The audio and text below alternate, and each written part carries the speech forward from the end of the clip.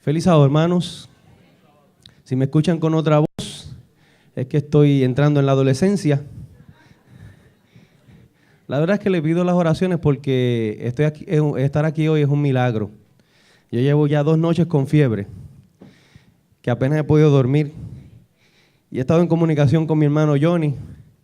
Y ayer, ¿cómo me escuchaba Johnny? No está por ahí, creo que está afuera en una diligencia. No me escuchaba muy bien estos días. De verdad que no sabía que me iba a coger eso de esa manera. Uno de los principales problemas es que cuando uno va a hablar, pues primero que estoy como que asfixiado.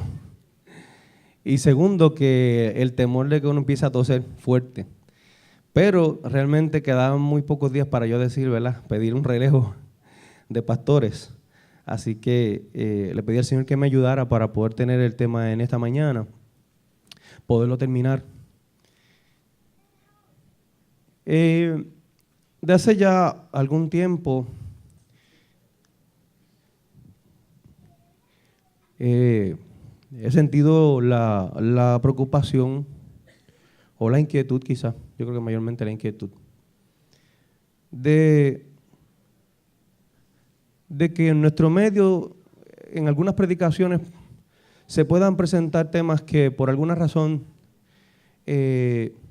pues a veces quizás los hemos descuidado un poco o quizás no los hemos estudiado mucho.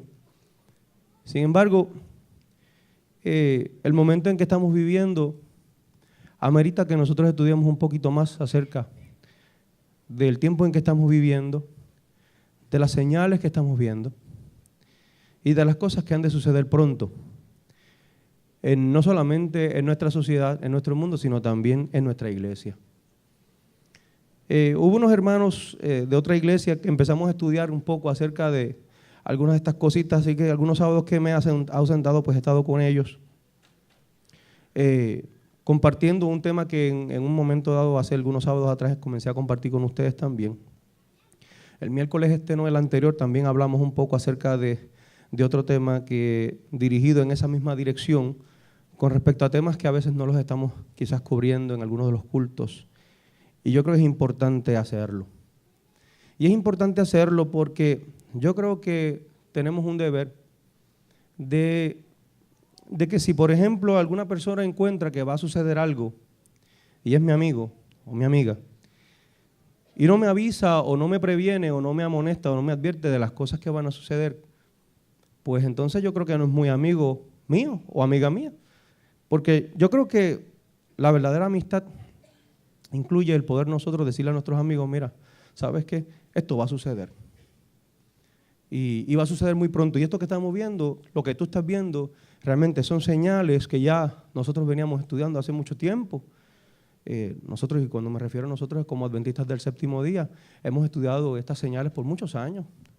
Y podemos ver, al examinar las noticias diarias, que lo que está sucediendo no resulta ser una sorpresa o no debería ser una sorpresa para nosotros, porque hemos estado estudiando por muchos años las profecías y las señales que habrían de ocurrir y venir y manifestarse antes de la venida de nuestro Señor. Ahora, yo en esta mañana quisiera compartir en el tiempo que tenemos un poco acerca, y le he llamado visión panorámica de los sucesos finales, robando este título, ¿verdad?, de la obra de otro autor, pero que me parece interesante porque pues básicamente pues lo que nos invita es a tener una visión del panorama general, porque ciertamente es imposible que nosotros en esta mañana podamos estudiar cada uno de los detalles que tienen que ver con los sucesos finales que estamos esperando. Así que yo traté de hacerlo un poquito más gráfico en esta mañana, también para los niños, son parte de la predicación también esta mañana. Yo sé que el tema puede ser un poquito, quizás, un poquito difícil, pero yo creo que las figuras nos van a ayudar un poco y sobre todo para nuestras visitas. La Iglesia Adventista del Séptimo Día, más que una denominación, mis hermanos, y las visitas y los invitados que están con nosotros en esta mañana, más que una denominación más que existe en el mundo, es un movimiento que nace de la profecía bíblica. Y quizás hoy no hay tiempo para demostrarles a ustedes de dónde surge, pero sí la Biblia nos habla acerca de un pueblo remanente de Dios. A través de la historia, siempre Dios ha tenido un pueblo remanente, es decir, una selección pequeña. El pueblo remanente de Dios nunca ha sido un pueblo muy grande, nunca ha sido la mayoría tampoco. La verdad no es un asunto tampoco de la mayoría. Lo cierto es que a la mayoría de las personas no les gusta la verdad. Aunque ustedes digan lo contrario, basta con ver la política. Mientras más engañoso uno sea, mientras más uno quizás le ponga en la mente a las personas, quizás los deseos que ellos quieren satisfacer o las necesidades que ellos tienen, aunque sea imposible satisfacerlas, mientras más yo lo lleve a ustedes a aspirar o a creer que yo puedo ofrecerlo, pues es más fácil para ustedes votar por mí porque soy el candidato que más promete, aunque sea imposible. Y eso nosotros lo vemos independientemente de los partidos todos los cuatrenios. Muchas veces en el mundo espiritual está ocurriendo también lo mismo. Hay muchas personas que van a diferentes congregaciones porque a veces quieren buscar satisfacer su necesidad particular independientemente de lo que pueda ser la voluntad de Dios. Y no voy a entrar quizás en ese detalle. Pero yo creo que la pregunta que uno tiene que hacerse es, si yo estoy congregándome en un lugar donde Dios ha señalado que es el lugar, que es el pueblo, que Él está preparando para su pronta venida. Es una pregunta que yo tengo que hacerme. Yo tengo que preguntarme si donde yo estoy verdaderamente es el movimiento profético que se habla en Apocalipsis, por ejemplo, capítulo 14, o en Apocalipsis capítulo 12. Ese pueblo que habría de descender, que habría de surgir el resto de los hijos de la mujer, si nosotros pertenecemos a ese pueblo. Ahora, es importante de la misma manera reconocer eso, pero por otro lado también saber en qué tiempo vivimos, cuál es nuestra misión, cuál es nuestro propósito, qué cosas habrán de ocurrir, si estamos esperando que ocurra algo, si va a ocurrir algo en medio de nosotros, si va a ocurrir algo adicional en nuestra sociedad, qué va a pasar para nosotros poder hacer la preparación necesaria. Yo no sé cuántos de ustedes lo creen, yo lo creo firmemente. A mí me parece que Cristo está muy pronto por venir. Yo sé que por muchos años yo me crié en la iglesia y pues no he sido el mejor adventista del séptimo día. He tenido mis altas y mis bajas, pero durante todo el tiempo que he estado conociendo este mensaje, cada día que pasa me confirmo que realmente este movimiento Dios lo levantó. Yo entiendo que este movimiento responde a la profecía bíblica, pero también tengo que entender que inclusive hay unas características de este pueblo que a lo mejor no son simpáticas para nosotros, pero que nos describen perfectamente de cuál es nuestra condición hoy. Y cuando nosotros vamos a Apocalipsis capítulo 3, nos damos cuenta que al final, cuando se describe el pueblo de la Odisea, resulta que pasa que nosotros tenemos como característica principal que somos tibios espiritualmente hablando. Y eso es una condición de la cual padecemos todos los que estamos aquí en esta mañana. Somos tibios espiritualmente. Ahora, eso es importante que nosotros tengamos presente para ver qué es lo que Dios está dispuesto a hacer por nosotros, lo que Él quiere hacer por nosotros.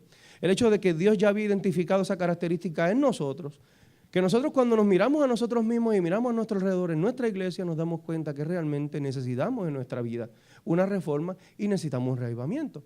Hoy vamos a hablar un poquito acerca de esa visión panorámica y vamos a hablar un poquito entonces en cuanto a lo que significa la reforma y reavivamiento, dónde nosotros la vamos a colocar desde el punto de vista profético y por qué es importante que nosotros entendamos estas cosas si es que verdaderamente queremos irnos pronto a nuestro verdadero hogar.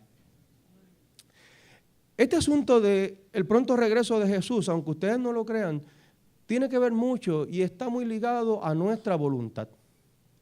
Y ustedes dirán, hermano, pero ¿cómo tú vas a decir eso, Carlos David? ¿Cómo que está ligado a nuestra voluntad? Bueno, la palabra de Dios a través del apóstol Pedro me dice que nosotros podemos acelerar la venida del Señor.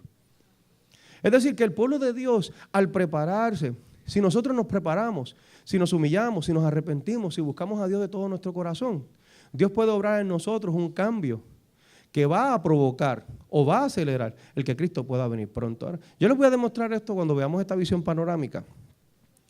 Primero, de que la Biblia nunca se ha equivocado.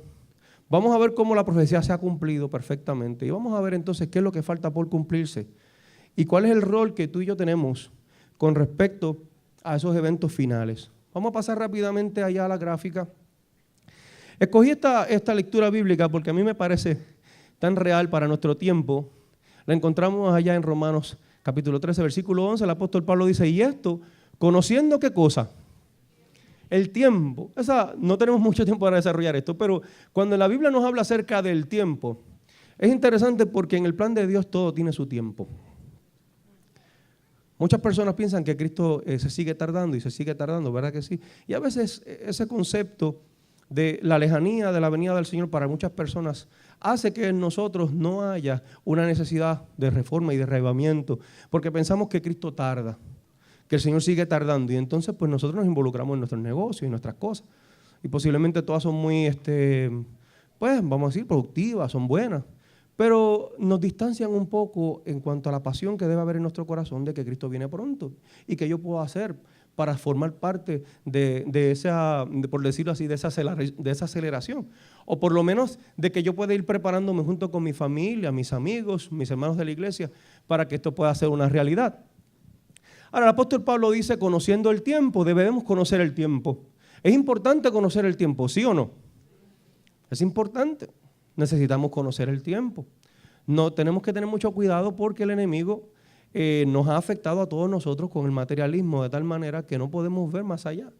A veces nosotros están surgiendo noticias que yo no sé ustedes, pero yo de repente veo esos headlines y yo digo, anda, pero sirete, cuando yo hubiese pensado que esas cosas iban a suceder quizás en mi tiempo, lo que estamos viendo a nuestro alrededor, ¿verdad?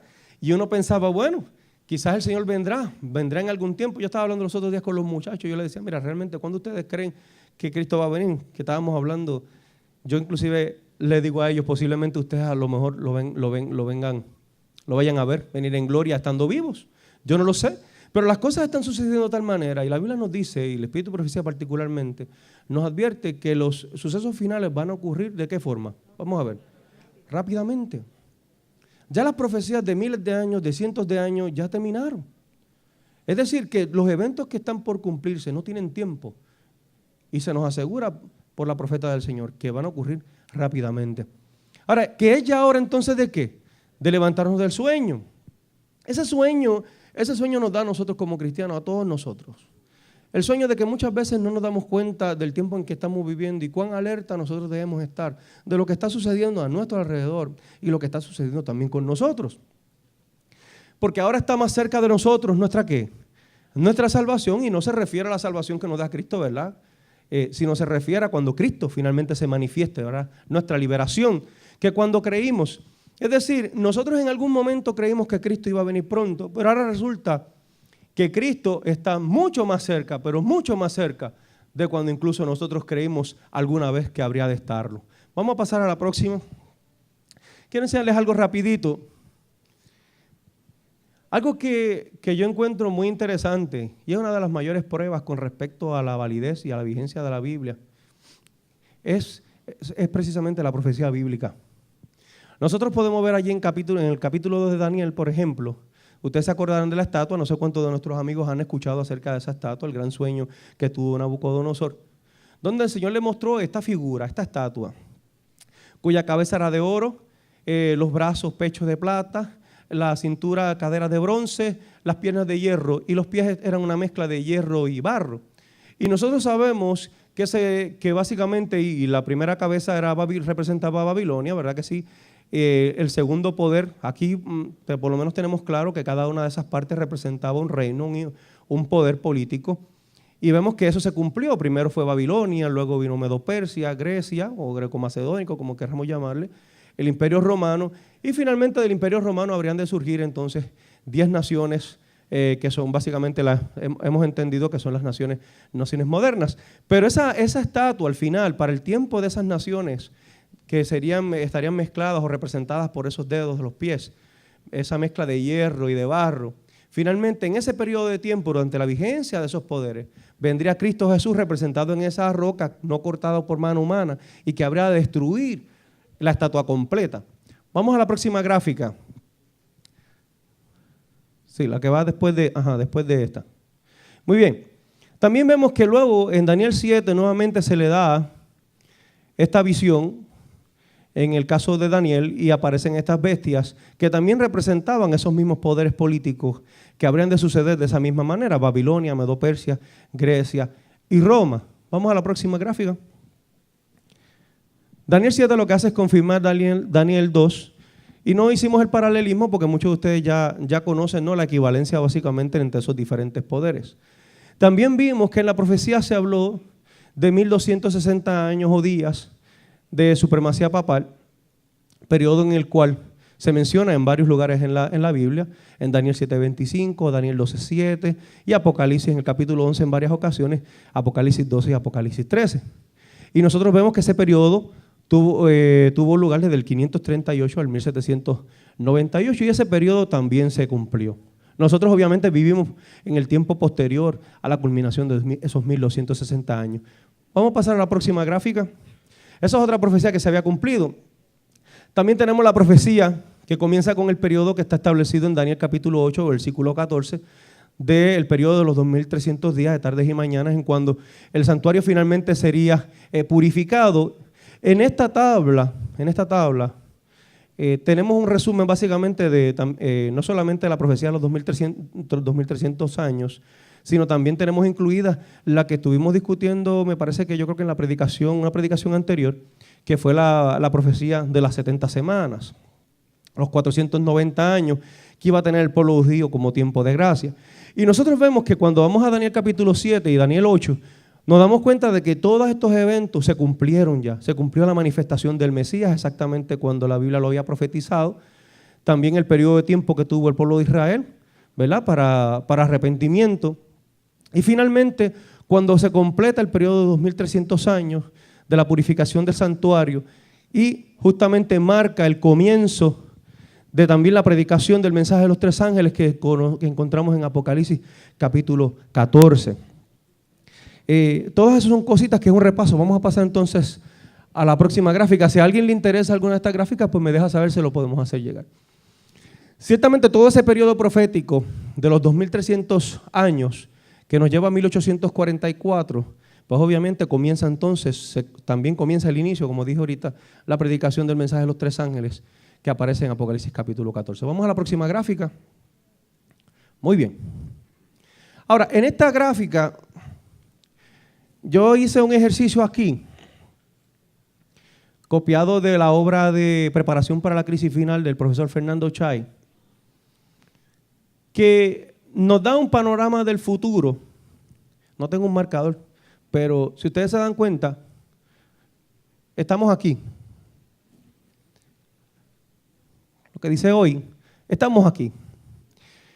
Y en esta gráfica nos muestra cuáles son los eventos que están por suceder, o los eventos que proféticamente hemos estado predicando que habrán de suceder. Muy bien, hasta la venida de nuestro Señor Jesucristo. Si ustedes se dan cuenta, vamos a tener dos periodos. Luis, gracias Luis, muchas gracias. Si ustedes se dan cuenta aquí, básicamente estamos trabajando con un periodo, dos periodos, porque este tercero sería el milenio, pero dos periodos, uno que es anterior al fin del tiempo de gracia y posterior al fin del tiempo de gracia. Y se hace esta división porque obviamente van a haber unos eventos que claramente tienen que ocurrir antes de que termine el tiempo de gracia. Y también las señales que están profetizadas en Apocalipsis que tienen que suceder luego del tiempo de gracia. Muy bien. Ahora, cuando hablamos del fin del tiempo de gracia, para aquellos hermanos que nos visitan, es que la Biblia, aunque no da una fecha de cuándo habrá de ocurrir, si la Biblia en Apocalipsis particularmente se habla de que en un momento determinado Cristo Jesús va a dejar de interceder. Va a terminar ese tiempo de gracia, parecido al tiempo de Noé, cuando estuvo predicando por 120 años el mensaje de salvación. Finalmente, cuando llegó cumplido el tiempo de los 120 años, pues a todos aquellos que estaban dentro del arca, lamentablemente solamente se salvaron ¿cuántas personas? 8 personas. Pero el mensaje de salvación era ¿para cuántos? Para todos. El propósito del plan de Dios es la salvación ¿para quiénes? Para todos. Ese es el propósito de Dios. El plan de salvación es para que todos nos podamos salvar. Hay provisión para todo el mundo. La sangre de Cristo perdona los pecados de todos nosotros. O sea, hay provisión. La provisión de la salvación está para todos nosotros. Lamentablemente, no todo el mundo responde al mensaje de salvación. Pasó en el tiempo antediluviano y pasará también en el tiempo cuando finalmente concluya ese tiempo de gracia. Ahora, cuando hablamos de tiempo de gracia, una vez culminado, hay una serie de señales que habrán de ocurrir antes de que llegue ese fin del tiempo de gracia. Y básicamente vamos a ver que en este periodo van a ocurrir las siguientes cosas. No necesariamente, les aclaro, no necesariamente quiere decir que todas estas cosas van a suceder de forma, perdonando la redundancia, de forma sucesiva. Puede ser que algunas sean inclusive concurrentes, es posible, o que incidan en el cumplimiento de una y otra. Y de eso es que vamos a hablar un poquito, en el tiempito que nos queda. Muy bien. El pastor en varias predicaciones, no sé cuántos, ¿verdad?, los que hemos estado aquí, ha estado hablando sobre reforma y reavivamiento, ¿verdad que sí? Ha estado trayendo ese tema. Y es importante ese tema porque precisamente, si ustedes se dan cuenta, dentro de los eventos que van a suceder, el primer evento que tiene que suceder a partir de hoy, para que muchos de estos eventos comiencen a correr también dentro del tiempo que Dios solamente sabe, pero que nosotros como cristianos debemos estar advertidos sobre ello, es la predicación del mensaje de reforma y arrebatamiento que aparece precisamente en Apocalipsis capítulo 3. Si vamos allí un momentito, vamos rápidamente al capítulo 3 de Apocalipsis, y usted se va a dar cuenta que a partir del verso 14 hay un mensaje especial para la iglesia de la Odisea, que muchos de nosotros lo conocemos. Y básicamente allí describe el testigo fiel y verdadero, que ¿quién es? Cristo Jesús. Amén. Ese testigo fiel y verdadero describe la condición en la que se encuentra o la que se iba a encontrar en el caso, ¿verdad?, de la profecía, en que se iba a encontrar ese pueblo remanente de Dios al final del tiempo. Es bien interesante porque la Odisea viene del griego laos dikaios, que significa pueblo del juicio. Es decir, ese periodo profético de la iglesia es el periodo que habría de vivir aquellos que tú y yo, que somos tú y yo, que habríamos de vivir luego del juicio investigador o a partir del juicio investigador. Pero lamentablemente la condición que aparece ahí o que se representa es muy triste. Porque dice el testigo fiel, yo conozco tus obras, que ni eres ¿qué? Ni frío y no eres ¿qué? No eres caliente. Es decir, no estás completamente fuera de la iglesia. Venimos los sábados a la iglesia, posiblemente participamos en actividades de la iglesia y por eso quizás no estamos tan completamente fríos, no estamos apartados tan completamente. Pero por otro lado tampoco estamos ¿qué? Calientes. Es decir, no estamos en una pasión completa, por decirlo así, en términos de las cosas de Dios, ¿verdad? No somos tan celosos con las cosas de Dios, porque también eso es lo que significa cuando hablamos en el contexto de pasión o celoso, ¿verdad? Es que nos ha faltado pasión por las cosas de Dios. Pero es peligrosa esa condición porque la condición de tibieza espiritual tiene una consecuencia si nosotros no rectificamos esa condición. Y es que la amenaza que hay aquí es que si nosotros continuamos en esa condición, y estamos hablando de forma individual, finalmente Dios lamentablemente dice ahí, ¿no qué? Y un término bastante asqueroso. ¿Qué va a pasar? Nos vomitará de su boca. Y es un término bastante, no quiero ni siquiera pensarlo ahora mismo, pero es un término bastante duro. Pero la razón que nos dice aquí en parte es porque nosotros hemos dicho, somos ricos, me he enriquecido y de ninguna cosa tengo necesidad. Y no sabemos que somos desventurados, que somos miserables, pobres, ciegos y desnudos. Es una condición bastante dura, bastante difícil. Pero como decía el burro en la película Shrek, solo un amigo dice las cosas ¿qué? Tan crudas. ¿Verdad? ¿Cuántos vieron la película Shrek? Los nenes están riéndose ahí. Bueno, tenía que darle algo para los muchachos también. ¿Verdad que sí? Solo un amigo dice la verdad tan cruda. Y Dios, que es nuestro mejor amigo, nos dice, mira Carlos David, estás en esta condición. Tienes este problema. Pero Dios nunca nos deja ahí. Algo hermoso de Dios es que siempre el mensaje de amonestación viene con un mensaje de restauración o de exhortación. Y es bien importante saber esto, hermanos, porque cuando un mensaje se da sin la misericordia, cuando un mensaje se da sin la puerta de salida, hermano, tenga cuidado porque ese mensaje no es de Dios. Hay personas que les gusta concentrarse solamente en el látigo, pero el mensaje de Dios viene con el látigo y la manita. ¿Verdad que sí? En parte. Así que vemos que en el versículo siguiente nos da Dios un consejo. Y nos dice, por tanto yo te aconsejo que de mí compres oro refinado en fuego para que seas ¿qué? Rico, para que seamos verdaderamente ricos.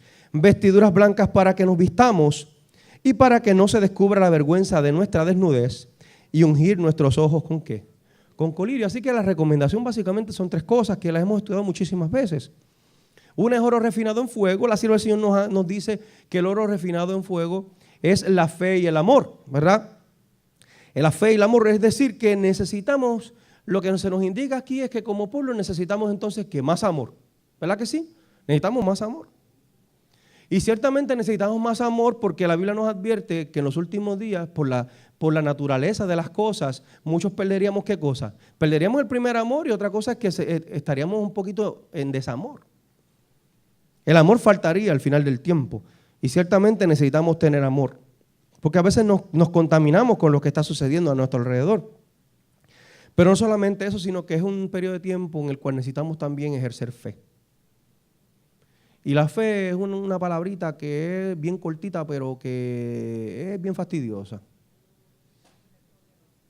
Pero es poderosa, claro que sí. Fastidiosa en el sentido de que muchas veces nosotros hablamos de fe, pero estamos distantes de lo que verdaderamente es vivir una vida de fe. Y entonces cuando nos toca alguna prueba, sobre todo cuando esas pruebitas, hay unas pruebitas particulares que nos tocan a nosotros que a veces como que nos fastidian. Pero de ahí es que entonces nosotros podemos crecer en fe, precisamente. ¿Verdad? Y cada cual sabe de lo que padece. Porque las pruebas tuyas no son mis pruebas, ¿verdad? Las pruebas de un hermano y otro no son las mismas. Pero son nuestras pruebas y tenemos que ejercer fe. Pero la fe es un don de Dios también. Así que no lo producimos nosotros, es decir, dependemos de Dios también. Tenemos que comprar ese oro refinado en fuego de parte de Dios. Otro aspecto bien importante y que tiene que ver con las vestiduras blancas es que yo creo que todavía no hemos comprendido lo que significa la justificación por la fe. Y posiblemente todavía estamos trabajando u obrando para nuestra salvación. No hemos aceptado quizás esa salvación gratuita que nos ofrece Cristo Jesús, pero que a la misma vez produce un cambio en nuestra vida, que a la misma vez logra en nosotros un nuevo nacimiento, como Jesús le habló a Nicodemo allá en Juan capítulo 3. Y necesitamos nacer nuevamente. Permitir que Cristo nos cubra con esas vestiduras blancas, pero necesitamos también ser perdonados para ser cubiertos con esas vestiduras blancas. Y por último, un elemento muy importante es que el colirio que necesitamos es porque en nuestros días hay mucha confusión. Yo creo que vivimos en un tiempo mucho más confuso que en cualquier otra época, donde vemos cosas que se están dando por buenas y nosotros sabemos desde el punto de vista bíblico que no son buenas. Pero la presión es tan fuerte. La presión es tan grande que ahora mismo hay muchos asuntos que muchas personas no creen, sin embargo, tienen que creerlas porque la presión pública es tan fuerte que tienen que comprometer sus principios. Y yo sé que ustedes saben a lo que yo me refiero. A lo mejor no creo en ellas, pero la presión es tan fuerte ahora mismo en cuanto a muchos temas en la actualidad que tengo que comprometer mis principios morales o decir, o ser hasta un poquito medio tibio quizás en algún pronunciamiento, porque bueno, es que la presión es tan grande en esa dirección que es muy difícil porque me van a decir esto, lo otro, etcétera. Y el colirio es importante porque en un momento en el que estamos viviendo, yo creo que es más importante que nunca el que nosotros podamos discernir claramente qué viene de Dios y qué no viene de Dios. Un elemento muy importante que utiliza el enemigo para engañar es precisamente eso, el engaño. La mezcla de la verdad con el error, el lograr confundir nuestras mentes.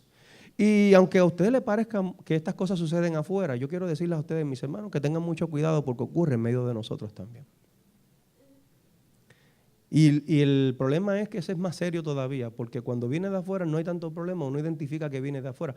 Pero cuando alguien en medio de nosotros se hace partícipe de una serie de ideas extrañas que están viniendo a nuestro alrededor, que se están dando por ahí, y se hace eco de ellas dentro de la iglesia, es muy peligroso, porque contagia o contamina a otros hermanos.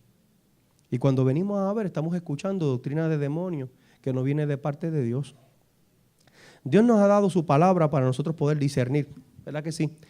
Ahora, como parte de esa reforma y reavivamiento, fíjese que quiero compartir con ustedes, voy a pasar un momento, yo no sé si esto funciona o allá tiene que... Ajá. Ok, aquí, ¿verdad? El reavivamiento significa una renovación, traté de resumirlo rápidamente y quiero honrar el tiempo. Ok, muy bien.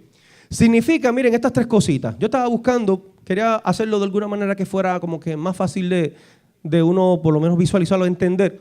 Y es que número uno es una renovación de la vida espiritual. O sea, necesitamos todos renovarnos espiritualmente. Y ya que estamos empezando el 2016, qué bueno nosotros poder tomar una decisión de decir, Señor, yo quiero que en el 2016 yo quiero renovar mi vida espiritual. Es decir, que muchas veces en nuestro andar con Cristo hemos descuidado algo dentro de nuestra vida espiritual. Número 2, es una vivificación de los poderes de la mente y del corazón. ¿Verdad que sí? Y número 3, es una resurrección de la muerte espiritual. Y se parecen más o menos los significados. Estamos muertos espiritualmente. Dios nos da la oportunidad de poder resucitar de esa condición espiritual en la que quizás hemos estado. La reforma significa, por otro lado, una reorganización, es un cambio en las ideas y en las teorías, también en los hábitos y en las prácticas que hemos tenido hasta ahora. ¿Verdad que sí? Muchas veces hay cosas que las hemos tenido por buenas y quizás no son tan buenas en nuestra vida o por práctica y no son teorías que a lo mejor tenemos que abandonar, que quizás no nos están permitiendo progresar espiritualmente, o hábitos y prácticas que a veces tenemos también que nos impiden alcanzar el ideal que Dios quiere para nosotros. Ahora, esa reforma no va a traer buenos frutos de la justicia a menos que esté vinculada con el reavivamiento del Espíritu. Es decir, que la reforma y el reavivamiento son esta pareja de novios que tienen que estar en buena comunión, ¿verdad? Tiene que haber buena comunicación entre ellos. Ahora, unidos, tanto el reavivamiento como la reforma deben realizar esa obra señalada en nosotros, y al hacer esta obra, ambos deben combinarse. Así que van de la mano el reavivamiento y la reforma. Y la reforma será producida fundamentalmente en el seno de la iglesia como resultado de la aceptación del mensaje del testigo fiel a la iglesia de la Odisea que leímos por encimita ahí en Apocalipsis capítulo 3.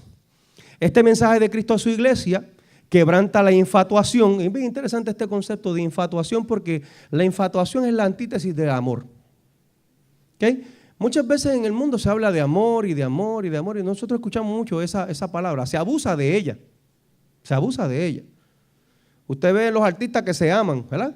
Y ya a las 2 semanas se dejaron. Y era amor. Y entonces estamos como en esta búsqueda constante del amor. Y el amor, y el amor, y el amor, y el amor. El ser humano no conoce el amor. Si nosotros no conocemos a Dios, jamás conoceremos el verdadero amor. Lo que sí podemos conocer es la infatuación, que es la antítesis. Es creer que amo algo, pero realmente no es amor. Esa palabra es bien feíta, pero casi no se usa, pero encierra mucho engaño del ser humano creyendo que ama algo. También quebranta el engaño de la justicia y la suficiencia propia cuando creemos o podemos creer que quizás por nosotros hacer algo o una obra o porque quizás nos creemos más quizás espiritualmente que otras personas, ¿verdad? Todo lo que tenga que ver con ese orgullo y esa suficiencia propia también lo quebranta. Porque este mensaje que hace el testigo fiel, que nos declara como desnudos, que nos declara como miserables, definitivamente nos pone en aprieto. Ahora, se supone que ese mensaje produzca en nosotros entonces un espíritu de sincero arrepentimiento, de confesión, limpieza del pecado, llevándonos al pie de la cruz para aceptar, ¿qué cosa? La justicia de Cristo. ¿Qué es lo que debemos buscar en nuestra vida? En la hora de crisis por la cual atravesará la iglesia, no habrá un término medio, hermano, y esto es bien importante. Porque no hay término medio, es decir, no podemos estar con un pie con Cristo y un pie con el enemigo, ¿verdad? No podemos estar en un terreno neutral. Y es un asunto que es bien importante. El Señor Jesús en Lucas 11:23 declaró que el que no es conmigo, ¿qué pasa? Contra mí es. Y el que conmigo no recoge, ¿qué hace? Desparrama, es decir, o estamos en un lugar o estamos en otro lugar. Y el Señor nos habla de estas cosas para que nosotros escojamos el lugar que debemos estar, que es estar con Cristo, ¿verdad que sí? Ahora es importante que no existe esa neutralidad. Y los que aceptemos este franco mensaje o este sincero mensaje de cariño, porque es lo que es un mensaje de verdadero amor, cosecharemos en nuestra vida y en nuestra experiencia esos resultados, que serán ¿qué? Una verdadera conversión que necesito yo, ¿verdad? El apartamiento del mundo, evitar contaminarme con el mundo, porque también en la medida en que yo trate de vivir en esa neutralidad, comprometo. El problema que tenemos los seres humanos es, y muchas veces nosotros mismos no acabamos de entender, es que mi tendencia natural es hacia el pecado. Todo aquello que yo haga que alimenta esa naturaleza me aparta de Dios. Me aparta de Dios. Por eso no puedo jugar. Entonces muchas veces si nos vemos en una posición fría o tibia espiritualmente, lo que está pasando con nosotros es que estamos a veces estamos tratando de balancear, como decía en una campaña una vez, tratar de tener lo mejor de ¿qué? De los dos mundos. Pero ¿qué sucede? Con Cristo no podemos comprometernos. Y es importante que nosotros nos eduquemos en esa escuela, porque cuando se avecinen los tiempos que nosotros ya hemos estudiado por mucho tiempo, cuando por la verdad del sábado usted tenga que dar su vida, si usted se ha acostumbrado a amoldarse al mundo y a colocarse en alguna posición de compromiso para evitar la confrontación, pues entonces el problema es qué va a pasar con usted cuando su vida dependa de esa decisión.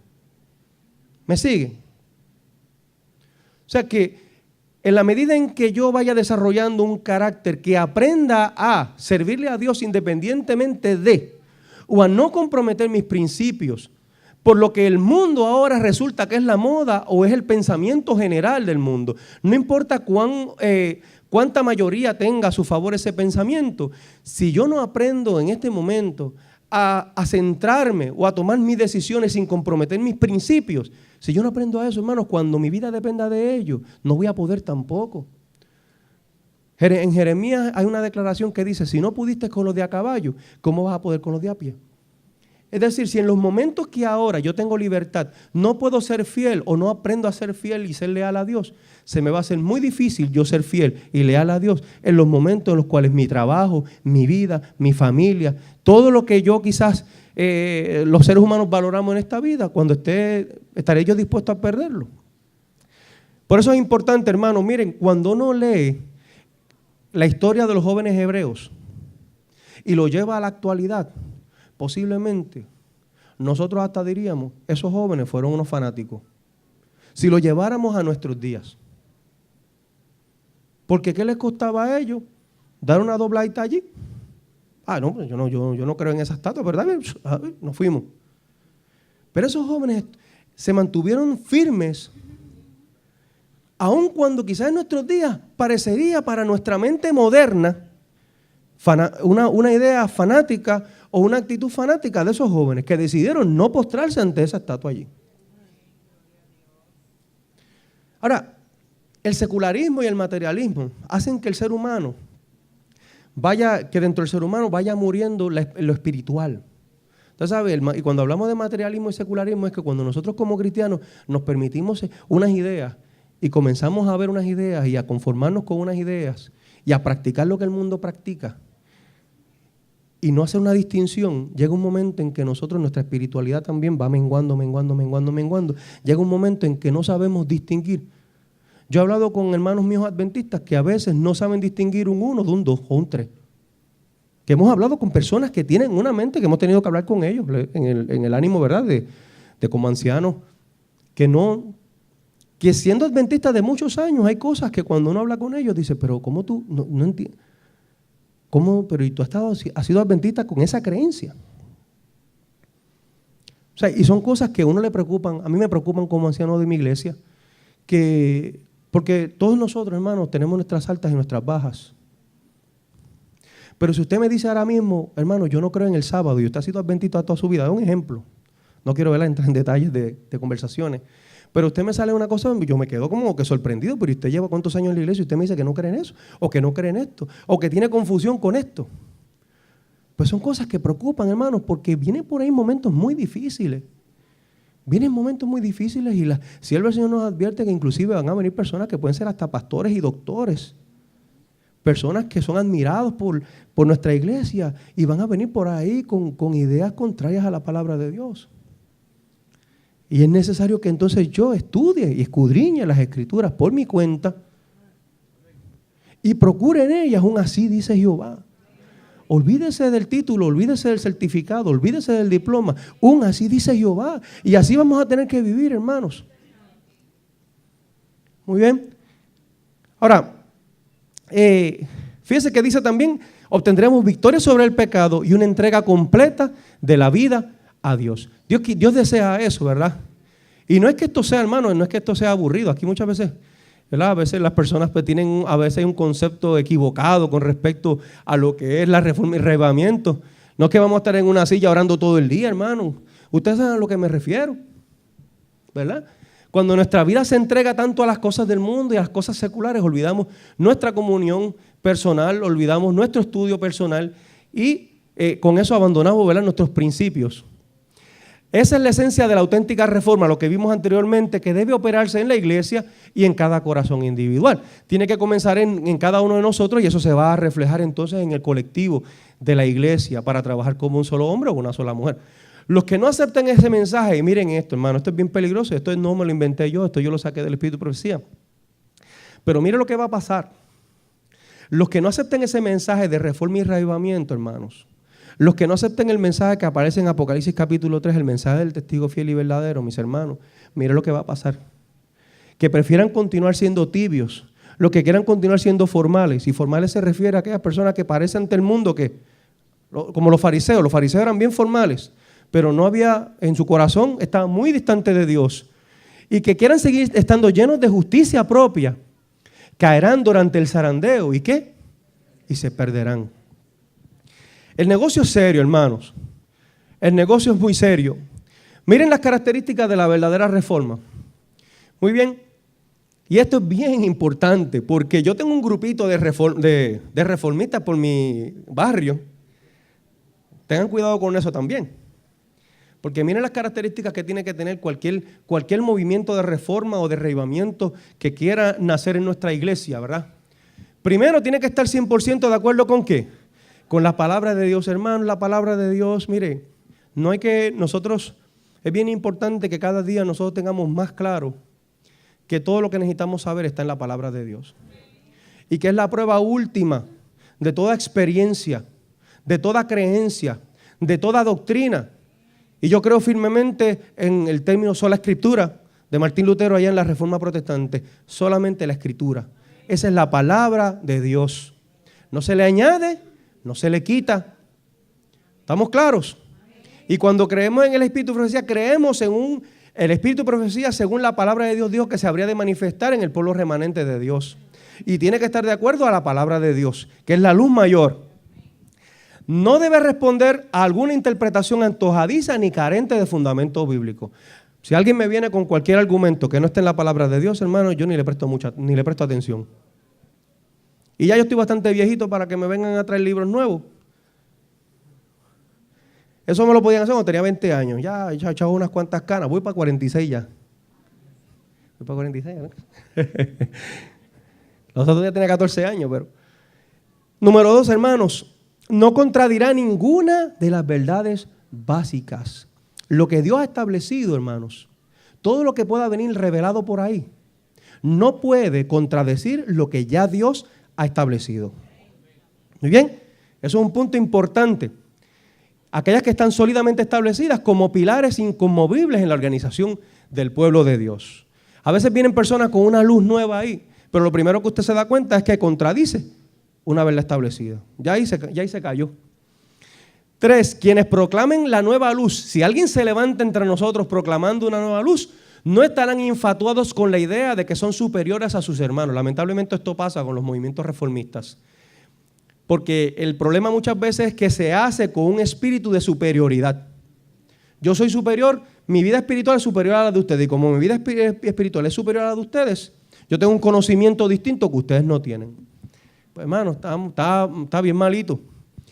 Y también de que Dios los ha elegido como líderes pasando por alto a su pueblo. Esto por lo general es la posición de los así llamados, ¿verdad?, movimientos de reforma. Hay que tener mucho cuidado cuando hablamos de reforma y reavivamiento, porque si no disfruta de este espíritu, pues entonces tiene un problema serio.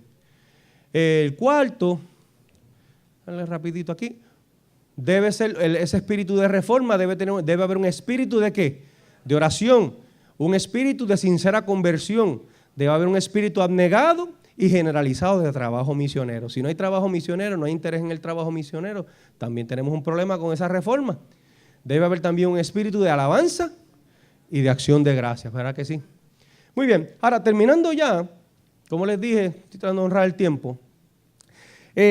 Aunque hablamos de la visión panorámica, obviamente hay temas que no los vamos a poder cubrir en la mañana de hoy. Voy a tratar de ver si según en el año vamos teniendo participación acá con ustedes, vamos trayendo otros temas sobre el sellamiento, el fuerte pregón, la lluvia tardía y todos esos temas que vamos a estudiar. ¿Cuándo terminará más o menos el tiempo de gracia, la legislación dominical, el periodo de las plagas?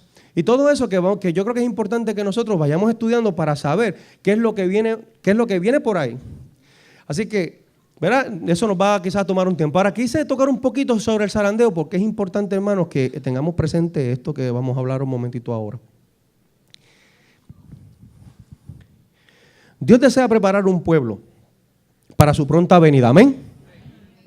Todos los que estamos aquí tenemos una invitación abierta en esta mañana para formar parte del pueblo de Dios. Pero ese pueblo de Dios, y yo me incluyo en ese pueblo de Dios, porque yo quiero formar parte del pueblo de Dios, Dios tiene que prepararlo para su pronta venida. El testigo fiel y verdadero me dice que aunque pertenezco al pueblo remanente de Dios, lamentablemente tengo una condición. La vimos ahorita, ¿verdad que sí? Tenemos unas condiciones. Padecemos de una cosa y de otra y de aquella. Pero Él nos da el remedio para poder nosotros resolver esa situación espiritual que tenemos nosotros. Y están ahí las herramientas. Y a través del Espíritu Santo Dios puede hacer posible una renovación espiritual en nuestra vida. Y puede provocar en nosotros una reforma, individualmente y colectivamente también. Ahora, es bien importante, hermanos, que tengamos lo siguiente en mente. Tenemos que tener ante todo esto un espíritu de humillación delante de Dios. Si nosotros no tenemos un espíritu, aunque yo entienda, como entiendo hoy, que me hace falta demasiado, o que yo no cumplo, que cuando veo lo que Dios demanda de mí, yo no estoy cumpliendo lo que Dios demanda de mí, no podemos desfallecer. Porque no es el deseo ni el interés de Dios que sus hijos desfallezcan, sino que apunta hacia lo que Dios quiere que nosotros seamos. Él apunta hacia la norma más alta que Él quiere que nosotros alcancemos. El error que yo puedo cometer es bajar esa norma que Dios ha elevado. Aunque yo no esté en esa norma alta, no puedo bajarla. ¿Me siguen? Aunque no la esté cumpliendo en mi vida ahora mismo, no estoy llamado a bajar esa norma, hermanos. Porque Dios quiere que yo alcance algo alto y algo grande para Él, para su gloria y su honra y para ti también. Pero tengamos cuidado cuando, viendo esa norma alta, no queramos bajarla para conformarla a nuestra condición. Porque entonces no estamos logrando el propósito que Dios quiere en nuestra vida de reformarnos y reavivarnos. ¿Estamos claros? Ahora, hermanos, si tenemos un espíritu y una disposición de hacer unos cambios en nuestra vida y aprovechar este año para hacerlo de esa manera, poniendo a Dios, ¿verdad? Que Dios nos ayude, nos fortalezca, nos dé ese poder que quizás está carente en nuestra vida, pues vamos por buen camino, hermanos. Ahora, hermanos, miren lo siguiente. Si no tenemos un espíritu de una disposición o de humildad delante de nuestro Dios, entonces ahí es que tenemos problemas. Si cuando quiero bajar la norma, entonces tengo problemas. Si mi espíritu es un espíritu orgulloso, ahí tengo un problema. Porque aunque yo no esté alcanzando lo que Dios quiere que alcance, pero si yo me mantengo humilde ante Dios, Dios va a lograr que yo alcance las metas que Él tiene para mí y para ti también. Ahora, hermanos, mire, va a ocurrir una cosa. Cuando en la iglesia se predique este mensaje de reforma y reavivamiento y se predique ese mensaje del testigo fiel y verdadero con poder, van a haber personas entre nosotros que se van a resistir a ese mensaje. Van a haber personas que no van a querer ese mensaje. Y eso unido con las condiciones que vamos a tener dentro de poco en el mundo van a hacer que muchos de nosotros, bueno, no me incluyo ahí, porque quiero quedarme de la parte de los fieles, pero va a ocurrir que muchas personas lamentablemente se van a ir. Hay una obra que se llama el zarandeo. Y el zarandeo, mire lo que lo va a producir. Y ya estoy terminando, hermanos. Déjame ver, yo lo tengo aquí, míralo aquí. En una visión, la hermana White preguntó cuál era el significado del zarandeo que ella había visto. Y para aquellos que no saben lo que es un zarandeo, obviamente esto es una figura de la antigüedad. Porque esto ya ni se usa, yo creo. Excepto quizás en algunos países, ¿verdad?, menos desarrollados, porque ahora todo eso se hace con maquinaria. Pero el zarandeo era la forma en que se cogía el trigo, ¿verdad? Las personas, los agricultores cogían el trigo, tiraban el trigo en como un tipo de cesta y la aventaban, ¿verdad? La echaban hacia el viento. ¿Y qué pasa cuando usted aventa? Como el café también, aquí en el campo, por lo menos yo que vengo de familia caficultor, se hace lo mismo y en el arroz también, se echa hacia el viento y el viento ¿qué hace? ¿Se lleva qué? La paja. ¿Y cae qué? El grano, se queda el grano, ¿verdad? Y se vuelve y se hace varias veces, Así que se hace varias veces hasta que finalmente queda el grano abajo. Con el café se hace lo mismo también, porque cuando se tuesta y usted lo tira, el granito que queda cuando se pila el café, se tira hacia el viento y se lleva la cascarita, ¿verdad? Que ya está seca, se la lleva. Y queda entonces el grano que usted finalmente va a tostar.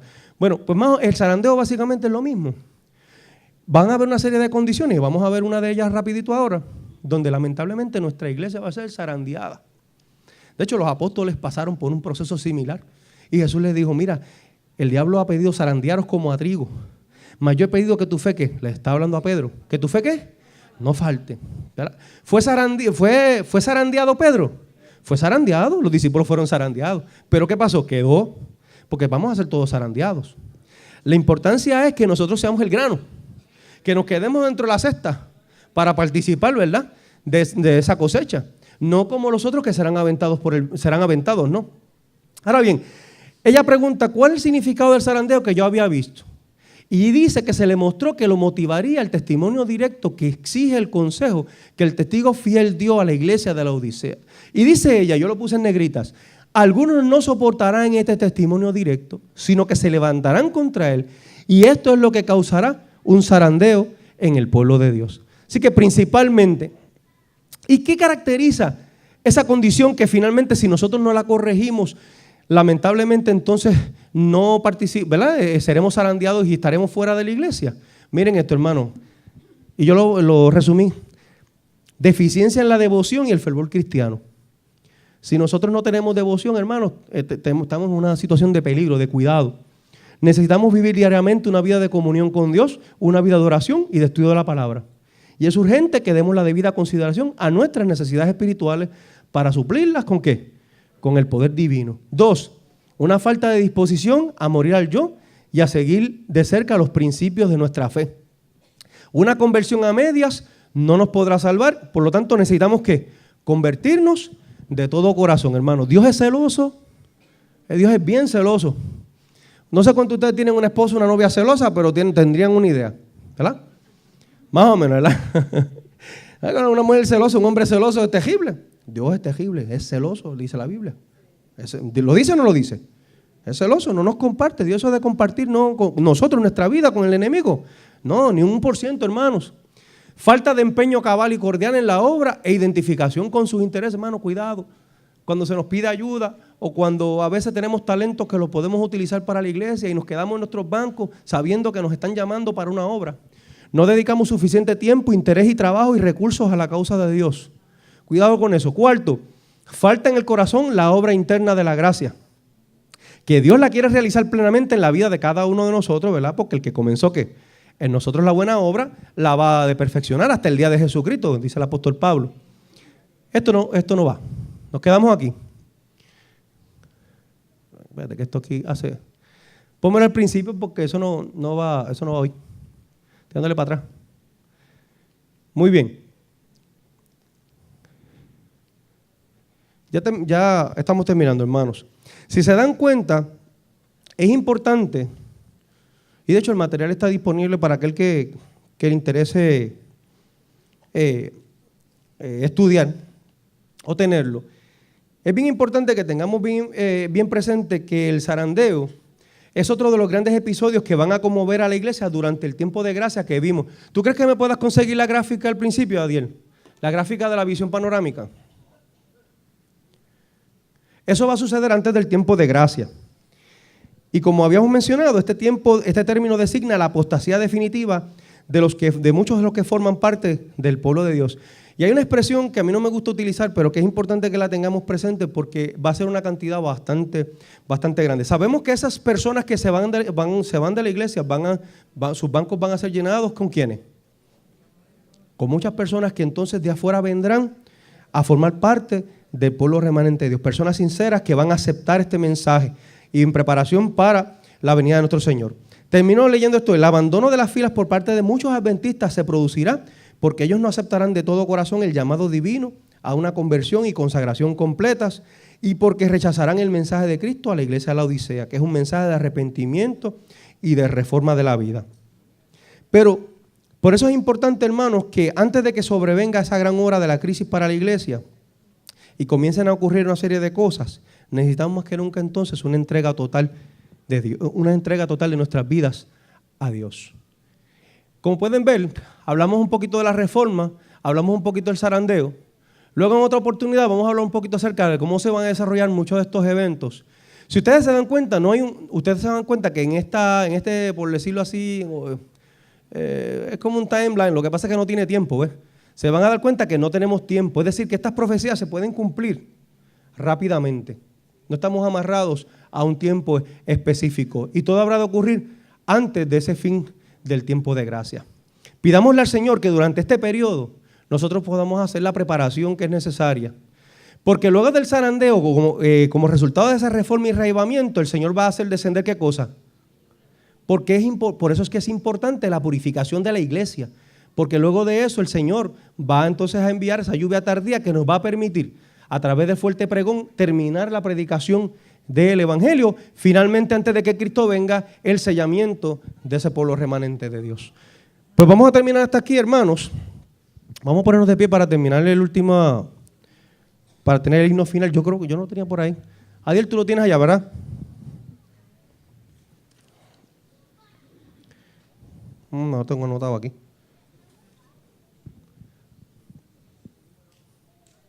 El número no lo tengo, pero los muchachos